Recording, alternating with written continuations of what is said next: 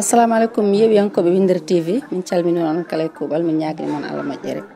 faya koye événement pattam lama machallah mo Windere TV waɗata organisé ne waɗa lancé 4 ans muɗum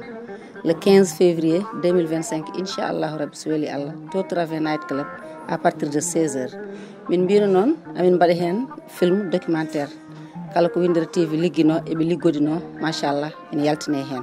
amin mbaɗa aussi prestation artiste amin mbaɗa des décorations des discours e goɗɗum ko ganduɗa ko mumani min kalta ma garon jeeron koye mon bandiraɓe foof noon ne nodda e keewal e peewal machallah ne gara tawtorede oɗo kikiɗe pattam lamo hande noon amin ɗo e Pikine machallah min gari ɗo hen addande Djibril Sadio Dia carte mum invité d'honneur oɗon gandi machallah kankone ko dariɗo omo jeeya to Dunde machallah ko dariɗo kadi ko daraniɗo politique donc hande amin gari ɗo addandemo carte makko invité d'honneur donc min mbino Windere TV kadi aussi ala ɗo yahani ala ɓe tottani micro mumen pour haalde caɗele mumen kadi caɗele kewɗe eɗen mbawi wiide régli à travers Windere TV donc yeehe ladde he yeehe nder dowri he yeehi ziyaruji yeehi mawlutaji ala to yahani Windere TV ala ɓe yettoyaki donc ɗum ɗon foof noon ma waɗi lancement film documentaire ñande hen